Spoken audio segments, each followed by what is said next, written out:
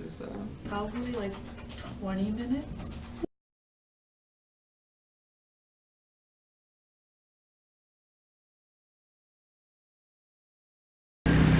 Four people in total.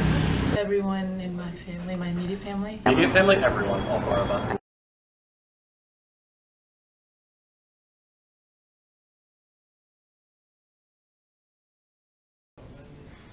I want to say sort of mid-20s, like around 20, 26.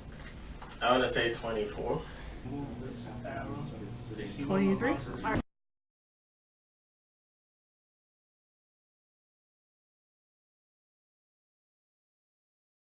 Very accessible, I guess, considering like there's free ones at the health center. Pretty accessible.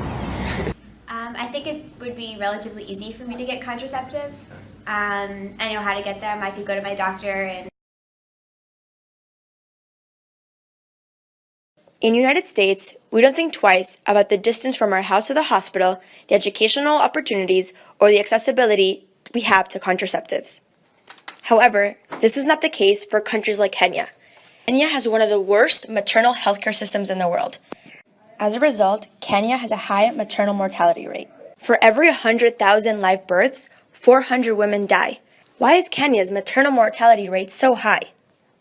We believe that the root causes to this issue are due to gender and cultural barriers, the lack of education, inadequate facilities, and the lack of transportation to the facilities.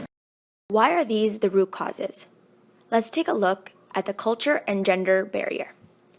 Men have strong influences over the sexual domain, whether with a contraceptive choice, fertility desire, and timing of sexual relations.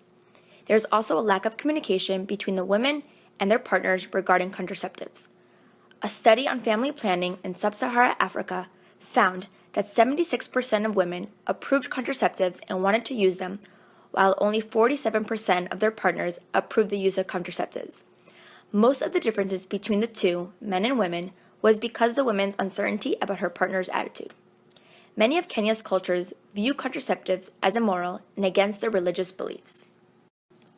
Furthermore, Kenyan women have less access to education, land, and employment than men.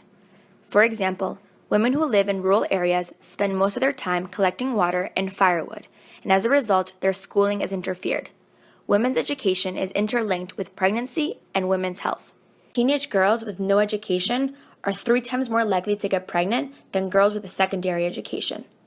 Imagine your daughters, your sisters, not being able to move on and receive the opportunities because education is not a priority for the country. In Kenya, the emphasis on education, both school education and health education, is lacking. Young girls are dropping out of school because they get impregnated and do not know how to take care of their own bodies before, during, and after their pregnancy. More than 50% of women in Kenya do not give birth in health facilities. The health facilities lack cleanliness, hospital beds, and professionals. The hospital bed density is 1.4 beds per 1,000 people, and the doctor density is 0.2 doctors per 1,000 patients, or 0.8 midwives per 1,000 patients. Overall, there's a high shortage of skilled professional health workers. Due to this shortage, facilities lack the ability to offer emergency care 24 hours a day. Also, in the northeastern region, 1 out of 5 women did not deliver in health facilities because it was closed. And finally, 2 out of 3 Kenyan women could not deliver in healthcare facilities because of the lack of transportation and the distance to the facilities. Women should be able to have easy and safe deliveries, but they can't because they can't even make it to the hospital. The cost of transportation is so high and plays a major factor in not being able to deliver in a safe hospital. In order to decrease the maternal mortality rate in Kenya, specifically in rural areas, Project Maendeleo will set up satellite health facilities within the rural areas. These facilities will provide educational classes where both men and women will learn about the necessary steps that need to be taken to take care of women and infants throughout the pregnancy. Also, the facility's educational classes are meant to encourage young women to take control of their own reproductive lives by using contraceptives, which will be provided as well for men and women. Transportation will be made more accessible for women in the rural areas so they can travel to the hospitals. we will give the women who are pregnant a bus voucher that they can use to go back and forth as needed. The health facilities will also have the proper medical equipment to assist women in checkups and delivery.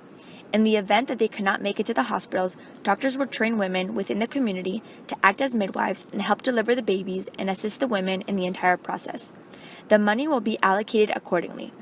35% will go in the installation of the health facilities, 30% to the contraceptives and educational programs, 25% to training of the midwives in the rural areas, and 10% to transportation. Project Maendeleo aims to improve the life of Kenyan women and all future generations. Progress leads to triumph.